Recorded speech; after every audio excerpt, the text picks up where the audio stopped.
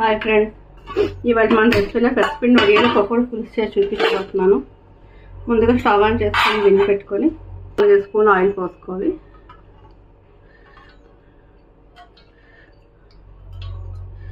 Oil heat అయింది.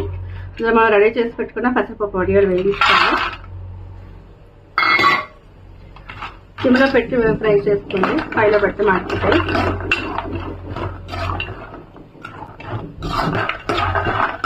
ఈ వడియాలు వేసుకుని ఇలా ఫ్రై చేసుకుని కూడా మనం తినచ్చు. కూర పులుసే కాకుండా సాంబార్ చేసుకున్నప్పుడు, సాయంత్రం టీ తాగినప్పుడు కూడా ఇవి ఫ్రై చేసుకొని తినచ్చు. ఇప్పుడు ఇవన్నీ పక్క తీసేసుకుందాం.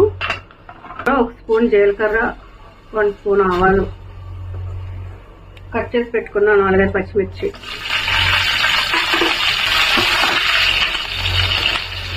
ఉల్లిపాయ ముక్కలు కూడా. ఇది స్ప్రింగ్ ఆనియన్స్ నా దగ్గర ఉన్నది వేసుకుంటున్నాను.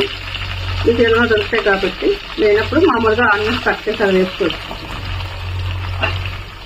ఇప్పుడు కరివేపాకు,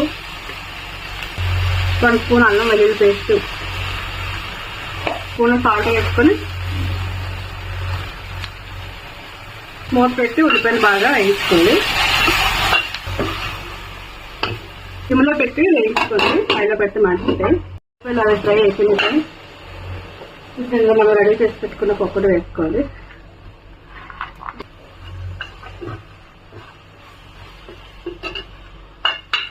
ఇంకా ఫ్రై చేసి పెట్టుకున్న పెసర వడియాలు కూడా ఎందులో వేసుకోవాలి.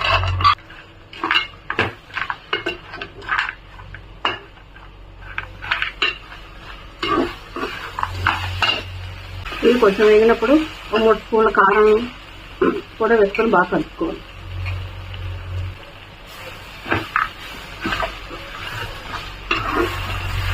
ఇవన్నీ బాగా ఉప్పు కారం అన్నీ బాగా పట్టినాయి. దీనికి ఇందులో మనం ముందుగా చింతపండు మొగ్గు తీసి ఉంచుకున్నది ఇందులో వేసుకోవాలి.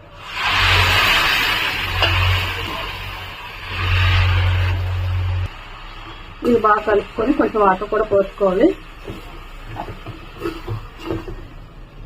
ఉప్పు కారం అన్నీ సరిపోయినాయి లేవో ఇప్పుడు అడ్జస్ట్ చేసుకుంటే సరిపోతుంది. పులుసు బాగా మరిగిపోయిందండి. ఇప్పుడు ఇందులో కొద్దిగా బెల్లం ముక్క చిన్నది. ఏ పులుసు చేసుకున్నా బెల్లం వేసుకుంటే చాలా టేస్ట్గా ఉంటుంది. ఇంకా కొత్తిమీర.